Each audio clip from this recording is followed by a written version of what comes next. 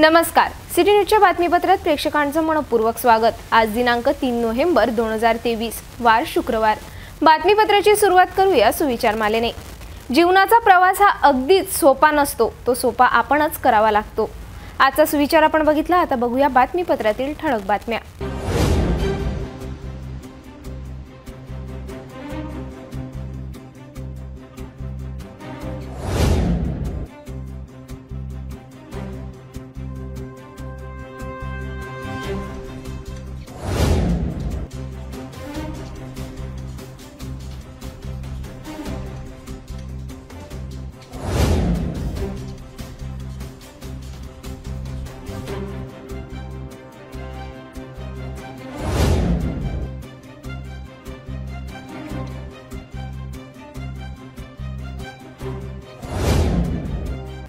आपण ठळक बातम्या बघितल्या, आता घेऊया छोटासा ब्रेक।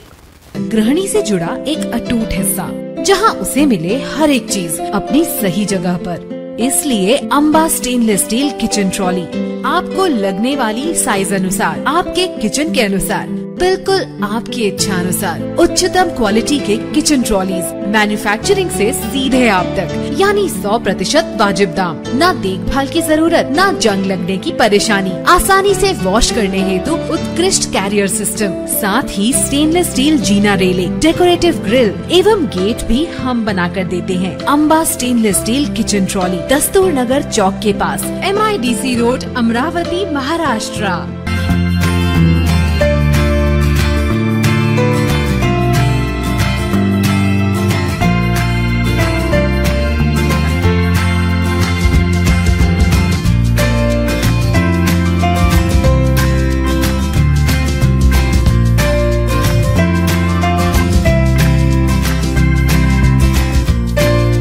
संपूर्ण लग्न बस्ता आराधना जवाहर रोड अमरावती।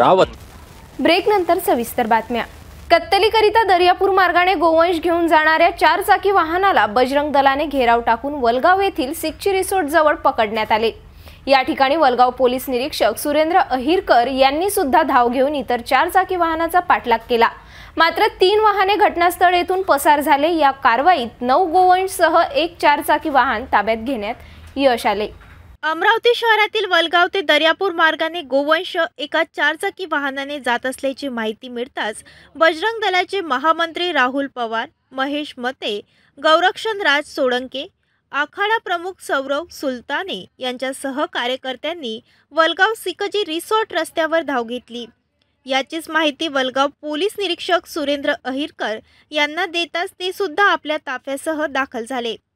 मध्य प्रदेश येथून चांदूर बाजार मार्गाने 3 ते 4 चारचाकी वाहनात गोवंश वाहून नेत असल्याची माहिती मिळाल्याने बजरंग दलसह पोलिसांनी संयुक्त कारवाई करून शुक्रवारी पहाटे 5:30 एका 4 चाकी वाहनाला घेराव टाकला। अशात 4 चाकी वाहन चालकाने वाहन सोडून तात्काळ पोबारा केला। एका वाहनातून 9 गोवंशला बाहेर काढून जीवनदान देण्यात आले। यासोबतच पोलीस निरीक्षक अहिरकर यांनी दुसऱ्या वाहनाचा पाठलाग केला असता 3 वाहने दुसऱ्या मार्गाने प्रसार झाले। ताब्यात घेण्यात आलेल्या 4 चाकी वाहनाची ओळख पटवली असता ते वाहन सादिक खान शेर खान अकोला या नावाने RTO विभागात नोंद आहे। या कारवाईत पोलिसांनी गुन्हा दाखल करून ताब्यात घेतलेले गोवंश प्रथमेश महाराजांच्या गोशाला मध्ये नेण्यात आले। अमरावती शहरातील शासकीय विदर्भ महाविद्यालय परिसरात गेल्या 4 महिन्यांपासून बिबट दिसून आल्याने नागरिकात भीतीचे वातावरण अद्याप संपले नाही। आताच काही दिवसाआधी येथीलच मणिपूर लेआउटमध्ये बिबटने चांगलाच धुमाकूळ घातला होता। येथे वन विभागाने लावलेले ट्रॅप कॅमेऱ्यात बिबट दिसून न आल्याने बिबट जंगलात निघून गेल्याचे वन विभाग अधिकाऱ्यांनी सांगितले। मात्र आता याच वन विभागाच्या कार्यक्षमतेवर वन्यजीव अभ्यासक सागर मैदानकर यांनी आक्षेप घेतला आहे। याबाबत वन अधिकाऱ्यांना प्रश्न केला असता उलट वन विभाग गुन्हे दाखल करण्याची धमकी देत असल्याचा आरोप करीत आता मैदानकर यांनी वन विभाग विरोधात बेमुदत आंदोलन पुकारले आहे। VMV परिसरात मोर पक्षाला विषबाधा करून काहींनी मारले, यावर वन विभागाने कोणताच तपास केला नसल्याचा खळबळजनक आरोप सुद्धा मैदानकर यांनी केला। मणिपूर लेआउटमध्ये दिसून आलेला बिबट गेला कुठे असा सवाल सुद्धा सागर मैदानकर यांनी थेट वन विभागाला विचारला आहे। आता याच विषयासंबंधी भीम ब्रिगेड संघटनेने सागर मैदानकर यांच्या आंदोलनाला पाठिंबा दिला असून 6 नोव्हेंबर पर्यंत वन विभागाने बिबटचे रेस्क्यू केले नाही तर वन विभाग अधिकाऱ्याच्या दालनात आंदोलन करण्यात येईल असा इशारा देण्यात आला। गेल्या 4 महिन्यापासून अमरावती शहरातील वेमी परिसरामध्ये बिबटने हैदोस घातला होता। आता 9 दिवसापूर्वी सुद्धा मणिपूर लेआउटमध्ये बिबटचा हैदोस पाहून तेथील नागरिक अनेक ठिकाणी भीतीचं वातावरण सुद्धा निर्माण झालं होतं। या प्रकरणामध्ये आता पुन्हा वन्यजीव प्रेमी सागर मैदानकर हे वन विभागाच्या विरोधात या ठिकाणी बेमुदत आंदोलनात उतरलेले आहे। ते कारण काय, बिबटला अद्यापर्यंत वन विभागाने जेरबंद का केले नाही, हा सुद्धा आता पूर्ण माहिती या ठिकाणी देण्याकरिता आपण जोडलेला आहे सागर मैदानकर, जे वन्यजीव प्रेमी आहे आणि अमरावती शहरामध्ये ते अनेक अपघात झालेल्या वन्यांचं त्या ठिकाणी पालनपोषण करतात। हो, काय सांगाल आपण या ठिकाणी डायरेक्ट बेमुदत आंदोलनात बसलेले आहेत? नमस्कार। गेल्या काही दिवसापासून आपण बघताय की वेमी परिसरामध्ये बिबट या वन्य प्राण्याचं वास्तव्य असल्याचं निदर्शनास आलेलं आहे आणि 25 तारखेला 25/10/2023 रोजी मणिपूर लेआउट येथे या बिबट्यानी नागरी वस्तीत शिरल्यामुळे खूप मोठा गोंधळ निर्माण झालेला होता। तर अशा परिस्थितीमध्ये वन विभागाची कार्यवाही जी होती ती त्या दिवशी सुद्धा संशयास्पद होती आणि त्यानंतर ज्या उपाययोजना तात्काळ करायला पाहिजे होत्या तर या सर्व उपाययोजना न केल्या गेल्यामुळे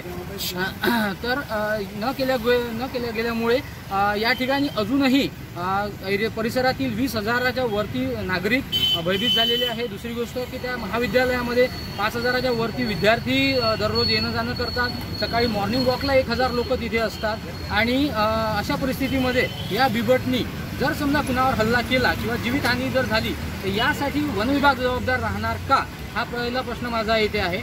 दुसरी गोष्ट म्हणजे अशी की यामध्ये वन विभागाची संशयास्पद भूमिका ही आहे की वन विभागाने जाहीर केलेलं आहे की या परिसरामध्ये बिबट आहे, परंतु तिथे त्या दृष्टीने त्यांनी रेस्क्यू टीम जी आहे ही उपलब्ध करून दिलेली आहे। परंतु या रेस्क्यू टीमचा सर्वात मोठा घोळ आहे।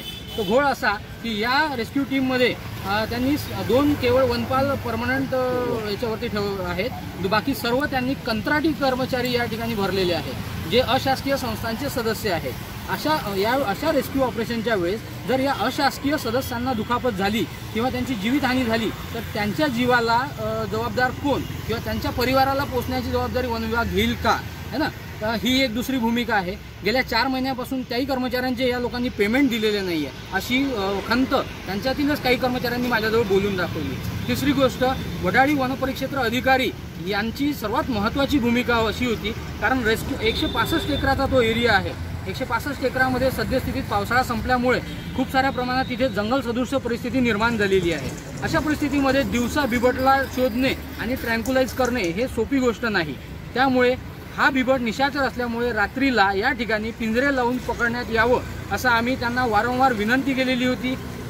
तर त्या वनपरिक्षेत्र अधिकारी यांची मुजोरपणाची या ठिकाणी आपल्याला प्रचिती आली की त्यांनी सांगितलं की वरिष्ठांच्या आदेशानुसार किंवा याच्यानुसार आम्ही कुठली गोष्ट करणार नाही। तर मला सांगा की बिबट या त्या भागामध्ये पॉयझनिंग मोर आहेत किंवा बऱ्याचशा ठिकाणी आम्हाला बऱ्याचशा घटना अशा आढळून आल्या की तिथे पॉयझनिंगचे बरेचसे प्रकार होतात। तर अशा वेळी जर एखादं पॉयझन टाकून हा बिबट मारला तर किंवा उचलून घेऊन गेले मारून तर कोणाला माहीत पडणार आहे, कारण 165 एकरामध्ये तुम्ही शोधू शकत नाही आहे। आणि या ठिकाणी पिंजरे लावासाठी आम्ही त्यांना जेव्हा जबरदस्ती केली त्यावेळी त्यांनी माझ्यावर खोटे गुन्हे दाखल करण्याची सुद्धा प्रयत्न केलेले आहे पोलिसांमार्फत। दुसरी गोष्ट अशी की यामध्ये त्यांचे कर्मचाऱ्यांची समोर दिवाळी असल्यामुळे आणि ड्युट्या लागल्यामुळे वास्तविक म्हणजे हे आहे की त्यांचा रोष माझ्यावरती राहणारच आहे। आणि अशाच परिस्थितीत त्यांनी 2 तारखेला रात्री मानद वन्यजीव रक्षक सावंत देशमुख व जयंत वडतकर यांच्या मार्फत त्यांनी माझ्यावर हरेरावीची भूमिका घेऊन तिथे माझ्याशी वाद घालण्याचा सुद्धा प्रयत्न केला। तर एकूणच जर परिस्थिती पाहिली तर ही संशयास्पद परिस्थिती आहे। वन विभाग एकीकडे म्हणतोय की या ठिकाणी बिबट आहे पण दोन्ही टीम मिळून त्या बिबटला पकडू शकत नाही आहे। दुसरी गोष्ट अशी म्हणता येते की हा बिबट इथून निघून गेला, जर निघून गेला तर तो कुठे निघून गेला याचा शोध वन विभागाने घ्यावा आणि ते जाहीर करावं जेणेकरून या परिसरातील नागरिक भयमुक्त होतील। तिसरी गोष्ट अशी आहे की जर त्या मादी बिबट असल्यामुळे तो गरोदर असलेला किंवा पिल्ल असण्याचे कारण वन विभाग पुढे करत आहे। जर असं आहे तर माझ्यापेक्षा जे तज्ज्ञ लोक असतील, अमरावती वन विभाग तर नाही पण बाहेरच्या काही लोकांना बोलवून तर तुम्ही त्याची शहानिशा करून घ्यावी किंवा या ठिकाणी तो बिबट जर खरंच गरोदर असेल तर PCCF महेश गुप्ता यांच्या निदर्शनात त्यांनी या पुढची कारवाई करावी। तर यापैकी कुठलीही गोष्ट वन विभाग करत नसल्यामुळे आणि अशासकीय सदस्य हे त्यांना सल्ले देण्याचं किंवा हे जे काम करताय, तर 2-4 ज्या संस्था आहे तर यांना जर सोडलं तर बाकी लोकांना यांनी वेठीस धरण्यास सुरुवात केलेली आहे। लोकमतला 1 तारखेला त्यांनी अशी बातमीसुद्धा प्रकाशित केलेली आहे की स्वयंभू संस्थांचा हैदोस है ना। तर आम्ही त्यांना मदत करण्याचा प्रयत्न करतोय। आम्ही त्यांच्या कारवाईमध्ये किंवा त्यांच्या अधिकारी व कर्मचाऱ्यांना त्रास देण्याचा आमचा कुठलाही उद्देश नाही। तरी अशा ह्या सर्व प्रकरणांमुळे मला माझी शेवटची पायरी घ्यावी लागली की मला आंदोलनाला उतरावं लागलं। आणि आताही जर या अधिकाऱ्यांनी अशीच मुजोरी सुरू ठेवली तर उद्या संपूर्ण नग्न होऊन मी इथनं पायदळ नागपूर PCCF महेश गुप्ता आणि सुधीर मुनगंटीवार यांना भेटण्यासाठी जाईल। अशा परिस्थिती माझ्यावर खोटे गुन्हे दाखल झाल्यास किंवा माझ्या जीवाचं काही झाल्यास सर्वस्वी वन विभाग जबाबदार राहील याची नोंद घ्यावी। धन्यवाद। एक प्रश्न आहे की आपण मोरांचं पॉयझनिंगचा विषय घेतला, हो ते व्हीमीपरचं पॉयझनिंगचं काही प्रमाण घटना घडली होती का असं आपण म्हणतो? हो, अशा घटना घडल्या होत्या। ज्यावेळी जलप्राधिकरणचं काम सुरू होतं त्यावेळी तिथे मजूर होते मेळघाटमधले आणि ह्या मजुरांनी आमच्या समक्ष जाळे लावलेले तिथे आम्हाला 2-3 आढळून आले। त्यानंतर एकदा पॉयझनिंग करून मोर मारून विकल्याचे सुद्धा आम्ही वन विभागाला कळवले होते, परंतु त्यावेळेसच्या वनपरिक्षेत्र अधिकाऱ्यांनी कुठलीही कारवाई त्याच्यामध्ये केलेली नव्हती। गरीब आहे म्हणून हे लोक सोडून देतात। तर ह्या कारवाया निश्चितच कुठेतरी ठोस व्हायला पाहिजे आणि यावर ॲक्शन घ्यायला पाहिजे। बरं, एक पूर्ण आपल्याला माहिती कशी मिळाली आहे की गावणे कर्मचारी काही एक्सपर्ट म्हणून आपल्याला माहिती आहे, एक्सपर्टच्या माध्यमातून एखादी जेरबंद कार केलं नाही हे यावर काय होतं? गावनेर हे चिखलदराला आतापर्यंत ट्रेनिंगवर होते आणि दुसरे आमचे शूटर आहेत फिरोज पठाण है ना। तर यामध्ये थोडंसं राजकारणसुद्धा आढळून येत आहे की ते नसल्यामुळे त्या दिवशी ट्रँक्युलाइज करण्यासाठी जो डोज प्रॉपर भरायला पाहिजे किंवा त्यामध्ये हे करायला पाहिजे, तर ह्या गोष्टी त्या दिवशी जाणीवपूर्ण केल्या गेल्या नाही। जर आमचे आपण बऱ्याचशा न्यूज चॅनलवर बघितलं असेल, आमचे गौरव वराडे यांनी त्या ठिकाणी बिबटचं फोटोशूट केलं, बऱ्याचशा लोकांनी तिथे फोटोशूट केलं। तर अशा परिस्थितीमध्ये त्या बिबटला डार्ट करणे ही काही मोठी कठीण बाब नव्हती, परंतु अनेक कारणं यामध्ये वन विभागाने पुढे केले आणि त्या दिवशी जाणीवपूर्वक त्या बिबटला तिथनं जाऊ देण्यात आलेलं आहे। आपण एक ठिकाणी ऐकलं आहे की वन विभागांचं म्हणणं आहे की बिबट त्या ठिकाणी निघून गेलेलं आहे।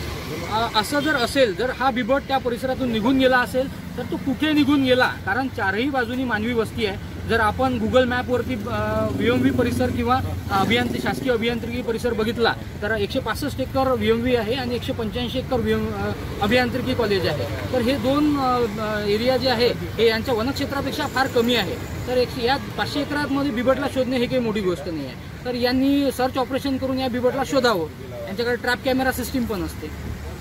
नक्कीच या ठिकाणी अमरावती शहरामध्ये व्हीएमई परिसरामध्ये गेल्या अनेक महिन्यापासून बिबटचा मुक्त संचार होणे ही खळबळजनक बातमी समोर आलेली आहे आणि आपण सुद्धा शेड्यूलच्या माध्यमातून त्या ठिकाणी संपूर्ण परिसरातील आढावा सुद्धा घेतला आहे। वन विभागाचं म्हणणं आहे की ट्रॅप कॅमेरा लावले, अद्यापर्यंत ट्रॅप कॅमेऱ्यामध्ये बिबट दिसून आला नसल्या आणि बिबट निघून गेला असेल याची माहिती मिळाली आहे। मात्र बिबट कुठे गेला, जेरबंद झाला का नाही, वन विभागाच्या या सुरक्षा व्यवस्थावर सागर मैदानकर जे वन्यजीव प्रेमी आहेत त्यांनी या ठिकाणी आक्षेप नोंदवलेला आहे। अनेक खळबळजनक या ठिकाणी माहिती या ठिकाणी स्पष्ट केलेली आहे। बेमुदत आंदोलनात ते सुद्धा बसलेले आहे।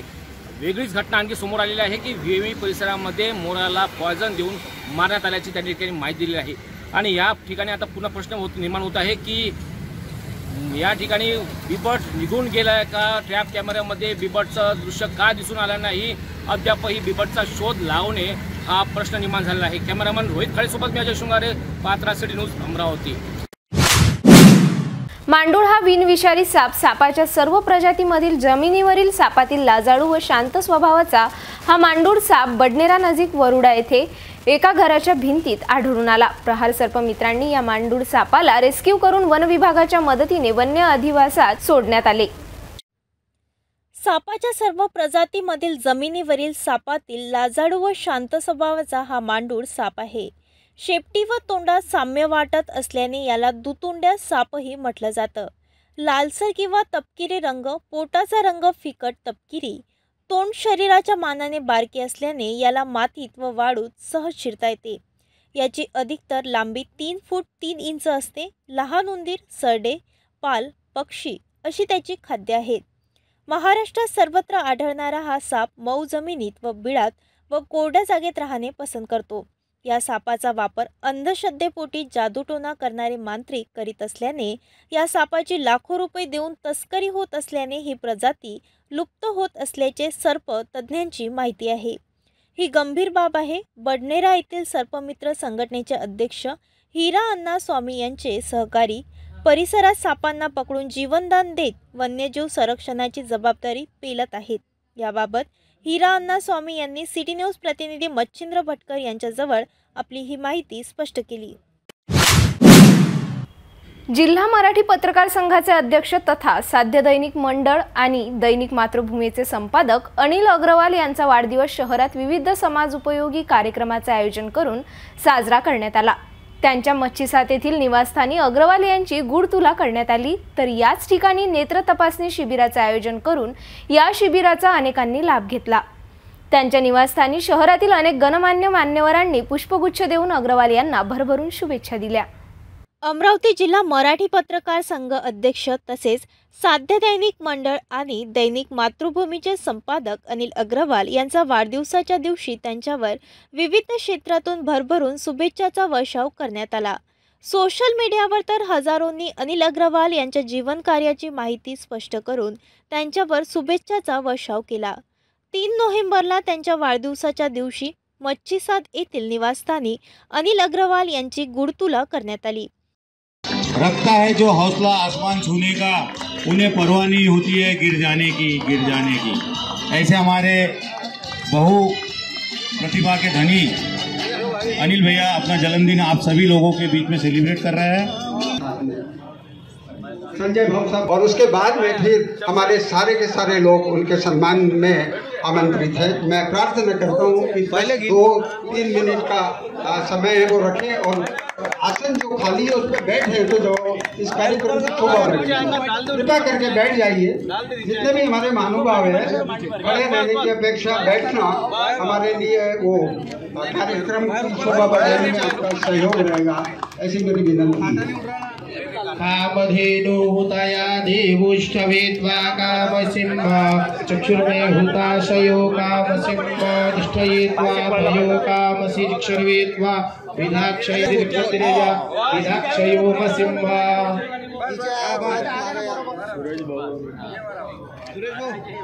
याच ठिकाणी नेत्र तपासणी शिबिराचे आयोजन करून या शिबिराचा अनेक नागरिकांनी लाभ घेतला। त्यांच्या निवासस्थानी शहरातील अनेक नागरिकांनी सकाळपासूनच शुभेच्छा देण्यासाठी गर्दी केली होती। सकाळी त्यांच्या निवासस्थानी शहर पोलीस आयुक्त नवीनचंद्र रेड्डी, उपायुक्त विक्रम साडी यांनी पुष्पगुच्छ देऊन वाढदिवसाच्या शुभेच्छा दिल्यात। यासोबतच आमदार प्रवीण पोटे, आमदार सुलभा खोडके, माजी राज्यमंत्री डॉक्टर सुनील देशमुख, माजी महापौर विलास इंगोले, शिवसेना पदाधिकारी सुनील खराटे, समाजसेवक नितीन कदम, विनोद कलंत्री, अमित मंत्री, राजस्थानी युवा मंडळ पदाधिकारीसह शहरातील अनेक गणमान्य मान्यवरांनी पुष्पगुच्छ देऊन अग्रवाल यांना भरभरून शुभेच्छा दिल्या। स्नेही अनिलजी अग्रवाल यांच्या वाढदिवसानिमित्त त्यांना शुभेच्छा देण्यासाठी मी इथे आलेलो आहे। अनिल अग्रवालजी हे आज जरी यशाच्या शिखरावर असले तरी जो संघर्ष त्यांनी केला त्या संघर्षाचा साक्षी मी आहो।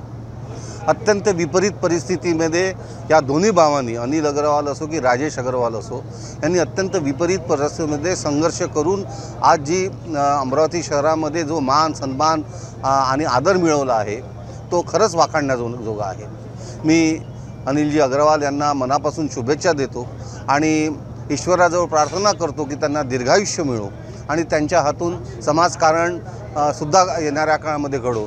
आज ते अग्रवाल समाजाचे एक करते धरते आहे, सर्व आहेत आणि अग्रवाल समाज यांना एकत्रित करून लोकसेवेची आणि जनसेवेची कास त्यांनी धरलेली आहे। त्यांच्या हातून असंच परोपकाराची कामं हो एवढी या प्रसंगी शुभेच्छा व्यक्त करून मी माझ्या याला शब्दाला विनोद कलंत्री, अध्यक्ष Amravati chamber of commerce end industry. आज अनिल भाई के जन्मदिन के अवसर पर यहाँ आके अत्यंत प्रसन्नता हो रही है। अनिल भाई ने पत्रकारिता के माध्यम से और सामाजिक कार्य के माध्यम से जो अपना मित्र परिवार और हितचिंतकों का एक बहुत बड़ा ग्रुप डेवलप किया है वो सही में प्रशंसनीय है। मैं मेरी ओर से और मेरे परिवार की ओर से उन्हें जन्मदिन की हार्दिक शुभकामनाएं प्रेषित करता हूँ। धन्यवाद। दैनिक अमरावती मंडलचे संपादक व मातृभूमीचे संपादक, राजस्थानी हितकारक मंडळाचे अध्यक्ष, आमचे परमस्नेही जुन्या अमरावतीतलं पत्रकारिता क्षेत्रातलं एकमेव नाव अनिल भाऊ अग्रवाल। अतिशय अनिल भाऊ अग्रवाल या माणसाने विद्यार्थी जीवनापासून आईवडिलांच्या आशीर्वादाने, वडिलांच्या संस्काराने वृत्तपत्र या क्षेत्रामध्ये पदार्पण केलं आणि मोठं नाव या क्षेत्रात त्यांनी कमावलं। अनिल भाऊ हे नाव संघर्ष का दूसरा नाम अनिल भाऊ अग्रवाल है। म्हणजे अतिशय परिश्रमातून, कष्टाने या माणसाने, मेहनतीने आपला पेपर लोकप्रिय तर केलाच, सोबत समाजसेवा, लोकांच्या उपयोगी पडणं। आणि आम्हाला आनंद याचा होतो नेहमी की जुन्या अमरावतीमध्ये पत्रकारिता क्षेत्रामध्ये एखाद्या वृत्तपत्राचं संपादक जुन्या अमरावतीतलं हे वैभव आहे की अनिल भाऊ आमच्या जुन्या अमरावतीमध्ये राहतात, हे आमच्यासाठी आनंदाची गोष्ट आहे। आणि खऱ्या अर्थानं गोसेवेचं महत्त्वसुद्धा या माणसाला कळते। अनेक लोक गोसेवेच्या फक्त गोष्टी करतात, परंतु अनिल भाऊनी 5 गायी या ठिकाणी स्वतःच्या घरी ठेवल्या, सगळं व्यवस्था गायीची ते करतात। माझ्याकडे सुद्धा 50 गायी आहे। म्हणजे ह्या गोसेवेचं खूप महत्त्व आहे आपल्या संस्कृतीमध्ये आणि त्याचं जतन अनिल भाऊ अग्रवाल करतात, याचा आम्हाला आनंद आहे, अभिमान आहे। आम्ही त्यांना वाढदिवसानिमित्त खूप शुभेच्छा देतो। ईश्वराच्या चरणी प्रार्थना करतो की त्यांना उदंड आयुष्य लाभो, सुख, समृद्धी, आरोग्यम अशा सगळ्या पद्धतीच्या शुभेच्छा त्यांना देऊन त्यांना पुढील भविष्यासाठी सुयश चिंतितो। धन्यवाद। मेरा नाम सचिन ठाकरे है और अनिल भैया जी अग्रवाल जो अमरावती मंडल के संपादक हैं, काफ़ी समाज कार्य से लेके पत्रकारिता का काफ़ी बड़ा नाम है अमरावती शहर में। काफ़ी पत्रकारिता में और मराठी पत्रकार संघ के अध्यक्ष है और काफ़ी अच्छा काम इनका समाज के कार्य रहता है। और अमरावती मंडल पेपर को इन्होंने काफ़ी बुलंदी पे पहुंचाया है। मैं ऐसे अनिल जी अग्रवाल को, मेरे गुरुवर्य हैं, इनको मैं जन्मदिन की बहुत सारी शुभकामनाएं देता हूँ। अमरावती मंडलचे संपादक आमचे मित्र अनिल भाऊ अग्रवाल यांना वाढदिवसाच्या हार्दिक हार्दिक शुभेच्छा। आज हमारे अध्यक्ष राजस्थानी हितकारक मंडल के अनिल जी अग्रवाल, उनको जन्मदिन की बहुत बहुत बधाई। राजस्थानी युवा मंडल की ओर से भी उन्हें बहुत बहुत बधाई। मेरा नाम अमित मंत्री, राजस्थानी युवा मंडल। नाम साहिल खंडेलवाल, राजस्थानी युवा मंडल का सेक्रेटरी। आज राजस्थानी हितकारक मंडल के अध्यक्ष अनिल भैया अग्रवाल जी का जन्मदिन है, तो उन्हें युवा मंडल की तरफ से ढेर सारी बधाई। धन्यवाद। मोझरी येथे राष्ट्रसंत तुकडोजी महाराज यांच्या 55व्या पुण्यतिथी महोत्सवाला 2 नोव्हेंबरपासून सुरुवात झाली आहे। या निमित्ते या ठिकाणी 3 नोव्हेंबरला गुरुकुंज मोझरी दास टेकडी या ठिकाणी अनेक जिल्ह्यातील भाविकांच्या पालखी दाखल झाल्या। अशातच आमदार ॲडव्होकेट यशोमती ठाकूर यांनी राज्यातील कानाकोपऱ्यातून आलेल्या पालखी पदयात्रेकरूंचे स्वागत करून पालखीचे पूजन केले। शेकडो भक्तांच्या डोक्यात भगव्या टोप्या टाकण्यात आल्या, तर आमदार ठाकूर यांनी शेकडो भक्तांचे दर्शन घेतले। यावेळी आमदार यशोमती ठाकूर यांनी सुद्धा महिलांसोबत फुगडीचा फेर धरून आपला आनंद साजरा केला। रस्त्याच्या दुतर्फा उभ्या असलेल्या ग्रामस्थांची व महिलांशी संवाद साधला। तसेच ज्या ठिकाणी भाविक भक्तांसाठी अल्प आहाराची व्यवस्था करण्यात आली होती।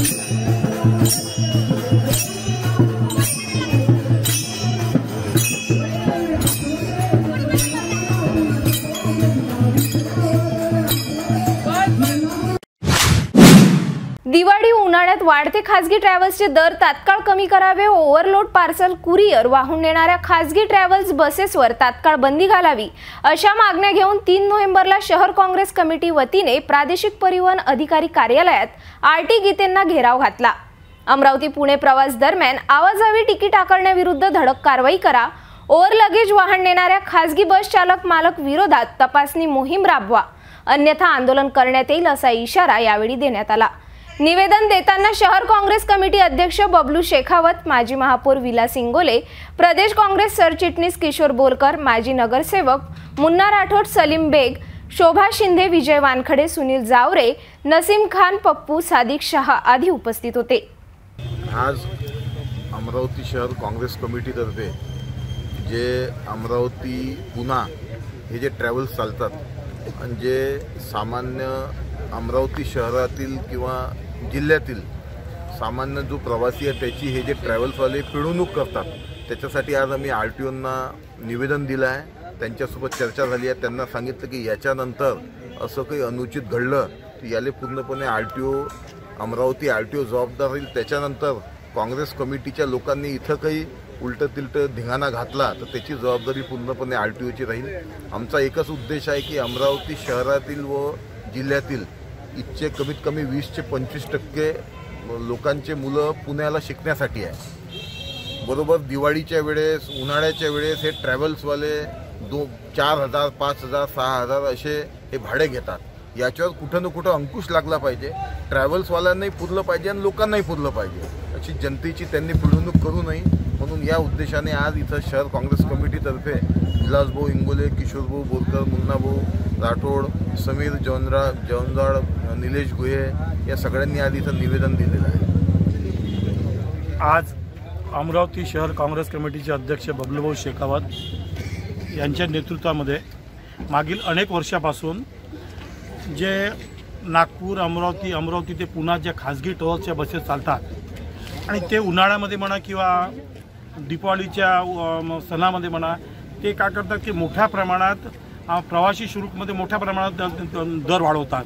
जे रेग्युलर दर आपले 1,500 2,000 आहेत, मग 4,000, 5,000, 6,000 अशा प्रमाणात ते शुल्क आकारतात आणि त्यांचे काही प्रमाणात वेलकम पॉईंट किंवा इतर ठिकाणी त्यांचे एजंट पण असतात। त्यामुळे काय होऊन राहिलं की जे पुण्याला असणारे किंवा अमरावतीला असणारे जे विद्यार्थी आहे किंवा जे तिथे जे नोकरी करतात त्यांच्यावर हा आर्थिक बोजा येऊन राहिला। त्यामुळे ते अमरावतीला येणं टाळतात, कारण की इतकं त्यांची आर्थिक पिळवणूक म्हणजे शक्य नाही आहे। आणि त्यानुसार हे जे आणि या सीझनमध्ये काही ज्या बसेस म्हणजे त्याचा फिटनेसही नसते, AC नसते, त्या गाडी व्यवस्थितही नसते, त्याचा RTOचं पासिंगही नसते, तेही त्या या दिवाळीमध्ये गाडी चालवतात आणि ते त्याच्यामुळे दुर्घटना होण्याची शक्यता नाकारता येत नाही। सोबतच हे काय करतं की यांना 100 किलोचं लगेजची परवानगी आहे, हे 500-500 किलो लगेच वापरतात त्या लक्झरीमध्ये। त्याच्यामुळे गाडीचं बॅलन्सही जाते, दुर्घटनाही वाढतात, अपघातही वाढतात। म्हणून अमरावतीच्या RTO गीते साहेबांनी या शुल्कावर नियंत्रण करावं, अन्यथा याच्यापेक्षा तीव्र आंदोलन शहर काँग्रेस कमिटीच्या अध्यक्षाच्या नेतृत्वामध्ये करण्यात येईल अशा प्रकारचे आम्ही आज निवेदन देण्यात आले। भेटूया एका छोट्याशा विश्रांतीनंतर।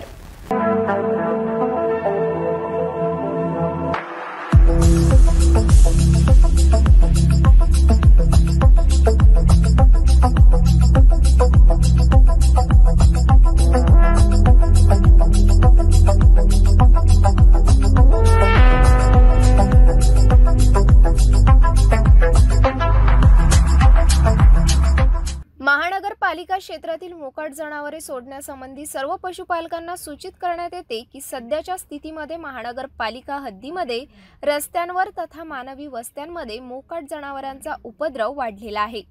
तसेच रस्त्यांवर जनावरांमुळे अपघात होण्याची शक्यता नाकारता येत नाही। महानगरपालिकेच्या पथकामार्फत पकडण्यात आलेले जनावर यापुढे 7 दिवस सोडण्यात येणार नाही। मोकाट जनावरांवर तिप्पट दंड आकारण्यात येईल। तसेच जनावरांमुळे अपघात अथवा मानवी जीवितास धोका झाल्यास महाराष्ट्र पोलीस अधिनियम कलम 90A गुराढोरांना रस्त्यावर भटकू देणे किंवा खाजगी किंवा सार्वजनिक मालमत्तेवर अतिक्रमणे करू देणे यासाठीची शिक्षा। कलम 91 गुरास कोंडवाड्यात घालणे। कलम 92 हक्क सांगितलेले गुरे स्वाधीन करणे। कलम 93 हक्क न सांगितलेले गुराढोरांची विक्री। कलम 99 सडके संबंधीचे नियम न पाळणे। कलम 100 प्राण्यांकडून अडथळा किंवा खोडी करविणे, कलम 106 घोडे वगैरे मोकळे सोडणे, हिंसक कुत्रे मोकळे राहू देणे अन्वये पशुपालक यांच्यावर गुन्हे दाखल करण्यात येते।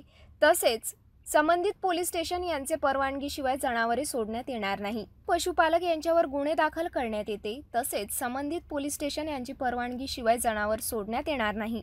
महाराष्ट्र महानगरपालिका अधिनियम अनुसूची ड प्रकरण 14 कलम 22, 23, 24 अन्वये पशुपालनासंबंधी सक्षम प्राधिकरणे यांची परवानगी सादर करावी लागेल तथा कलम 376 अन्वये तथा मनपा सर्वसाधारण ठराव क्रमांक 47 नुसार पशुपालन यांच्यावर कार्यवाही करण्यात येईल व नागरिक क्षेत्रात गुरे पाळणे अधिनियम याबाबतची अंमलबजावणी करून संबंधिताने व पालकांन्वये कायदेशीर कार्यवाही करण्यात येईल व होणाऱ्या आर्थिक नुकसानास महानगरपालिका जबाबदार राहणार नाही। आयुक्त महानगरपालिका अमरावती। विश्रांतीनंतर पुन्हा आपले स्वागत। दिवाळीच्या पूर्व शहरात अज्ञात चोरट्याने अनेक बंद घरासह अनेक व्यापारी संकुलात टार्गेट केल्याचे दिसून येत आहे। रात्रीच्या सुमारास दाखल होऊन अनेक दुकाने फोडून लाखोंचा माल लंपास केल्याची धक्कादायक घटना भातकुली शहरात 3 नोव्हेंबरला सकाळी उघडकीस आली। या ठिकाणी व्यापारी संकुल असल्याने चोरट्याने अनेक दुकाने टार्गेट केल्याचे दिसून येत आहे। सकाळी घटनेची माहिती पसरताच नागरिकांनी मोठी गर्दी केली होती। या प्रकरणात आता भातकुली पोलीस अज्ञात चोरट्याच्या शोधात लागले आहे। भातकुली पोलीस स्टेशन अंतर्गत शहरामध्ये मध्यरात्रीच्या सुमारास 3 ठिकाणी व्यापाऱ्यांचे प्रतिष्ठाने फोडल्याची धक्कादायक घटना 3 नोव्हेंबर रोजी सकाळी 7 वाजताच्या सुमारास घडली। अमोल गावंडे यांच्यासह व्यापारी थेट भातकुली पोलीस स्टेशन येथे धाव घेत तक्रार नोंदवली। तर दुसरं काही नाही, अंदाजे 1,40,000 1,50,000च्या जवळपास रक्कम गेली असेल अंदाजे। यामध्ये मला साखरचं भाडं द्यायचं होतं आणि गव्हाचा जो दिवाळीचा जो माल येत आहे त्या मालाचं भाडं पेड करण्यासाठी मी तो पैसा इथं ठेवलेला होता, जेणेकरून मी त्याला सकाळीच देऊ आणि संध्याकाळी 4च्या नंतर आम्ही ते जेवढी ही कॅश रक्कम आहे तेवढी बँकमध्ये डिपॉझिट न करता ते जवळ ठेवतो, दुसऱ्या दिवशी ते डिपॉझिट करतो। त्यामुळे तो राहिलेला तेवढा पैसा तो इथंच राहायला गेला आणि या अगोदर असं काही झालं नाही, त्या कारणानं अशी कुठली भीती मनात नव्हती म्हणून इथं पैसे ठेवले आणि नकळत ही घटना काल रात्री 3-3:30च्या दरम्यान घडलेली आहे। हे मला सकाळी 6-6:30च्या दरम्यान माहीत पडलं की अशी घटना झालेली आहे। मी येऊन पाहिलं तर इथं असाच प्रकार दृष्टीस पडला। लगेच मी पोलीस स्टेशनला जाऊन भातकुली पोलीस स्टेशनला जाऊन एक तक्रार नोंदवली। व्यापारी त्यांच्या तक्रारीनुसार अज्ञात चोरटे विरुद्ध भातकुली पोलिसांनी भारतीय दंड संहिता कलम 380/457 नुसार गुन्हा दाखल करून पुढील तपास पोलीस निरीक्षक प्रवीण वांगे यांच्या मार्गदर्शनाखाली भातकुली पोलीस करीत आहे। बँकेत रक्कम जमा करायला किंवा काढायला जाणाऱ्या ग्राहकांनो, आपण आणलेल्या रक्कमवर आपण स्वतः दक्ष राहून लक्ष ठेवा, अन्यथा आपल्यावर पश्चातापाची वेळ येऊ शकते। अशीच पश्चातापाची वेळ परतवाडा शहरातील पंजाब नॅशनल बँकेतील एका ग्राहकावर आली आहे। बँकेत 2.5 लाखाची रक्कम जमा करायला आलेल्या ग्राहकावर आधीच एक युवती पाळत ठेवून होती। तो ग्राहक रांगेत उभा राहून त्याने आपल्या जवळील रोकड असलेली बॅग खाली ठेवली आणि नजर हटताच त्या युवतीने बॅगेतील 2.5 लाखाची रक्कम काढून सोबत असलेल्या महिलेजवळ देऊन दोघी काही क्षणात रफूचक्कर झाल्या। हाच प्रकार येथील सीसीटीव्ही कॅमेऱ्यात कैद झाला आहे। यावरूनच आता परतवाडा पोलीस दोघींच्या शोधात लागले आहे। नागरिकांनो, आपल्याला आमच्या सिटी न्यूज वतीने दिवाळीच्या पर्वावर सावधान म्हणण्याची वेळ आली आहे। दिवाळीच्या पर्वात सर्वत्र खरेदीची धामधूम असते। कोणी खरेदीच्या कामात तर अनेक नागरिक शेती उत्पादनातून किंवा दुसऱ्या व्यवसायातून आलेली आर्थिक कमाई आपल्या बँकेत सुरक्षित ठेवण्यासाठी धावपळमध्ये व्यस्त असतात। मात्र अशा वेळी आपण दक्ष राहिले नाही तर आपल्याला मेहनतीची कमाई काही क्षणात गायब झाली समजा। अशीच धक्कादायक घटना परतवाडा शहरातील पंजाब नॅशनल बँकेत घडली। परतवाडा येथील ज्येष्ठ चौक येथे स्थित पंजाब नॅशनल बँक शाखेमध्ये 3 नोव्हेंबर शुक्रवारी सकाळी 10 वाजता दरम्यान नरसाड येथील अमोल देवीदास मोकार नामक युवक रेडियंट गॅस सर्व्हिसेस या कंपनीमध्ये रोख रक्कम भरण्यासाठी बँकेत दाखल झाला। सणासुदीचे दिवस असल्याने येथील पंजाब नॅशनल बँकेत ग्राहकांची चांगलीच गर्दी झाली होती। रांगेत उभे राहून कॅश काउंटरवर रक्कम जमा करण्यासाठी अमोल मोकार युवक रांगेत उभे होते। त्याच्याच बाजूच्याच खुर्चीवर एक युवती त्याच्याजवळ असलेल्या बॅगवर लक्ष देऊन होती. अमोलने बॅग आपल्या पायाजवळ ठेवताच त्या युवतीने मोठ्या चालाकीने बॅगेतील तब्बल 2.5 लाखाची रक्कम काही क्षणात काढून तिचे साथीदार असलेल्या महिलेजवळ देऊन दोघी तात्काळ रफूचक्कर झाल्या. हाच घडलेला चोरीचा संपूर्ण प्रकार बँकेत असलेल्या CCTV कॅमेऱ्यात कैद झाला. घटनेची माहिती मिळताच परतवाडा पोलिसांनी तात्काळ धाव घेतली. येथे पंचनामा करून CCTV कॅमेऱ्यामध्ये दिसत असलेल्या महिलेच्या शोधात रवाना झाले.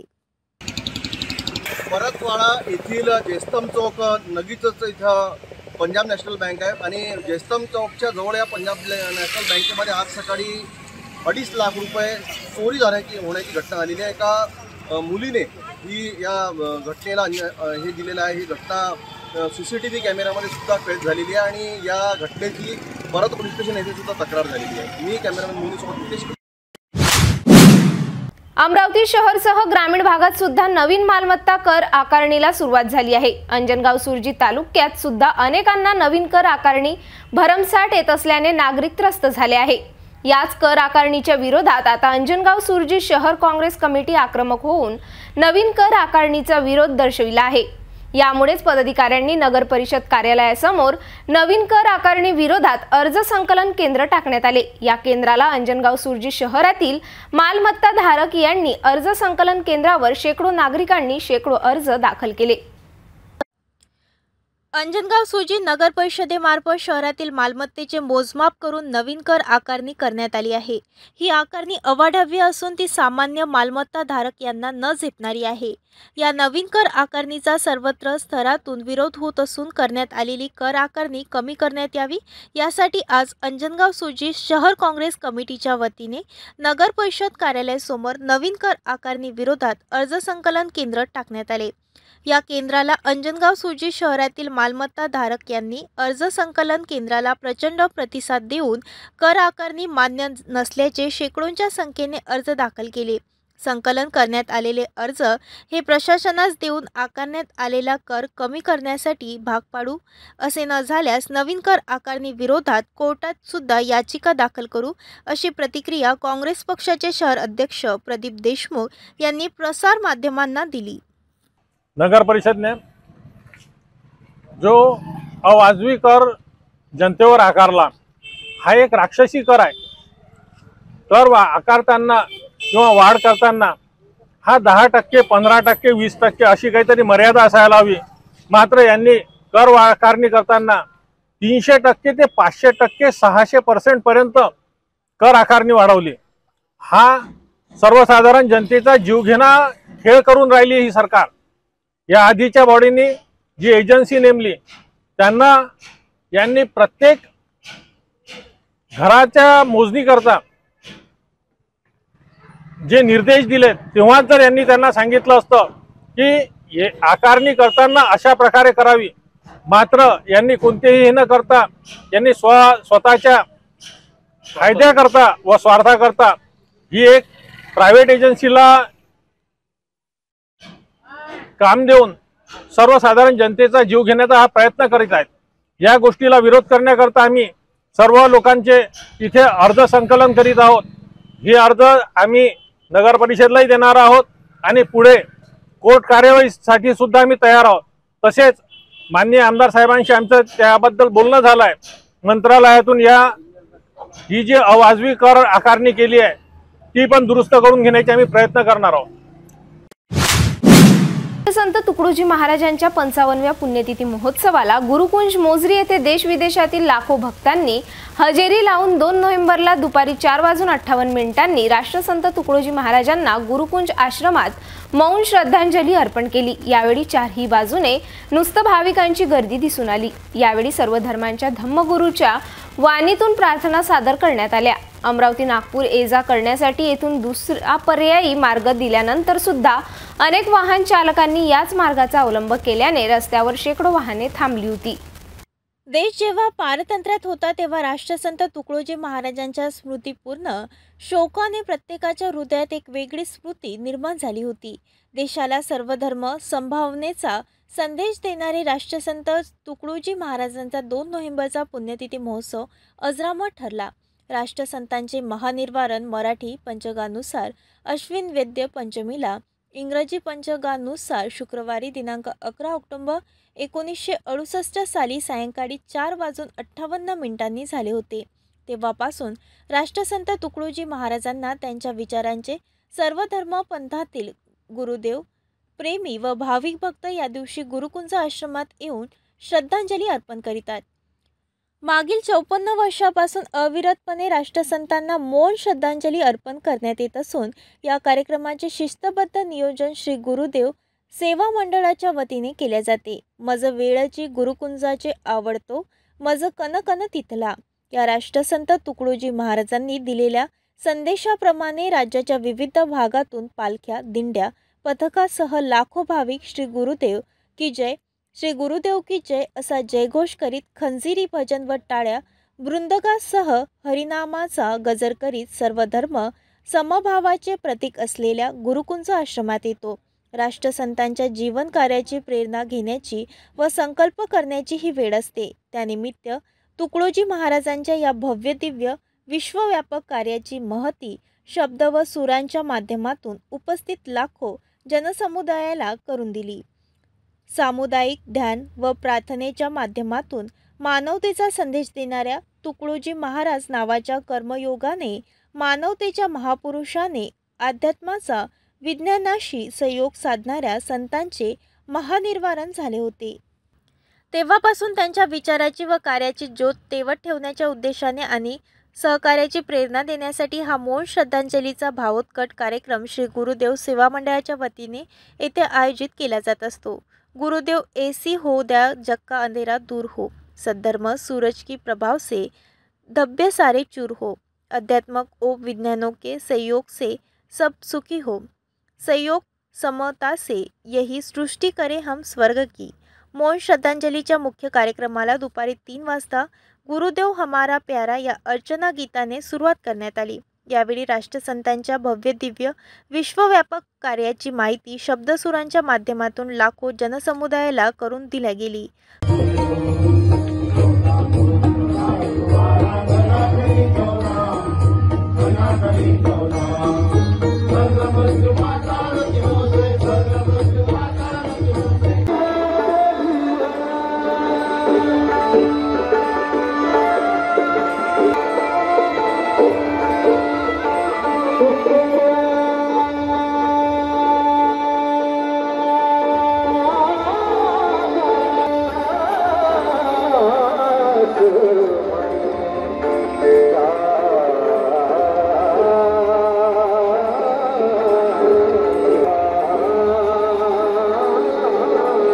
सुमारे 2 तास लाखोचा जनसमुदाय राष्ट्रसंतांच्या विश्वासात्मक व कार्याचा त्यातून भासणाऱ्या दिव्यत्वाचा अनुभव घेत ध्यानस्थ बसला होता. महाद्वारावरील विशाल घंटेचा निदान होता. ठीक 4:58 शिस्तबद्ध पद्धतीने लाखो गुरुदेव भक्तांनी राष्ट्रसंतांच्या महासमाधी स्थळाच्या दिशेने हात जोडून श्रद्धांजली अर्पण केली. श्रद्धांजलीच्या कार्यक्रमानंतर चलाना भाई नाम गुरु का चलाना तसेच आरती, राष्ट्रसंता ही आरती व सामूहिक प्रतिज्ञा करण्यात आली. तसेच यावेळी हिंदू, मुस्लिम, बौद्ध, जैन, ख्रिश्चन अशा सर्व धर्मांच्या प्रार्थना त्यांच्या धर्मगुरूंकडून करण्यात आल्या. हा कार्यक्रम सुरू होण्यापूर्वी काही वेळासाठी राष्ट्रीय महामार्गावरील वाहतूक थांबवण्यात येऊन यात्रेत दुकाने, भोंगे काही वेळाकरिता बंद करण्यात आल्यामुळे सर्वत्र निवर शांतता पसरली होती. निवर शांततेत अतिशय शिस्तबद्धतीने मौन श्रद्धांजलीचा भावपूर्ण सोहळा पार पडला. यावेळी आमदार यशोमती ठाकूर, श्री गुरुदेव सेवा मंडळाचे संचालक मंडळ अध्यक्षा पुष्पा बोंडे, संचालक कीर्तिकुमार भांगडिया, संचालक सुरेंद्र भुयार, सर्वाधिकारी लक्ष्मण गमे, उपसर्वाधिकारी दामोदर पाटील, प्रचार प्रमुख प्रकाश वाघ, सरचिटणीस जनार्दन बोधे, माजी कुलगुरू doctor S.N. Pathan, Vishwanath Karad, doctor Vijay Parbat, advocate Sachin Dev, Shri Gurudev Seva मंडळाचे राज्यातील आजीवन जीवन शाखा प्रमुख, सर्व प्रचारक, कार्यकर्ते, धार्मिक, राजकीय व सामाजिक क्षेत्रातील गणमान्य व्यक्ती प्रामुख्याने उपस्थित होते. जाता जाता पुन्हा एकदा आजच्या ठळक बातम्या.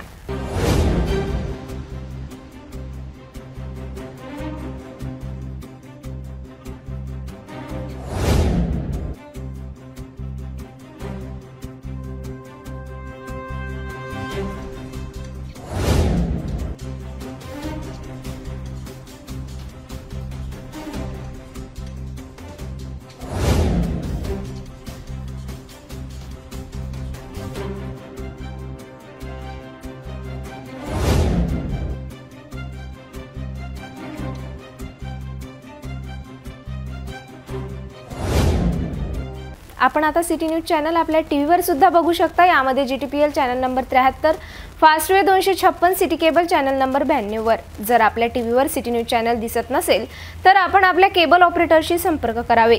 आपण सिटी न्यूज केबलच्या व्यतिरिक्त YouTube, Facebook, Instagram आणि ट्विटरवर सुद्धा बघू शकता। याकरिता सोशल मीडिया अकाउंट सबस्क्राइब करा, फॉलो करा, लाईक करा। YouTube अकाउंट सबस्क्राइब करण्याकरिता सबस्क्राइब बटनला क्लिक करा आणि बेल आयकॉन दाबायला विसरू नका, कारण सर्वात आधी समाचार आपल्यापर्यंत पोहोचणार आहे। तसेच सिटी न्यूजचे फेसबुक पेज लाईक करा, Instagram आणि ट्विटर हँडल फॉलो करा। आपण व्हॉट्सॲपवर सुद्धा सूचना देऊन न्यूज प्राप्त करू शकता। व्हॉट्सॲप नंबर खाली स्क्रीनवर येत आहे। हे बातमीपत्र एवढ्यावरच थांबूया, पुन्हा भेटूया नवीन घडामोडींसोबत। नमस्कार।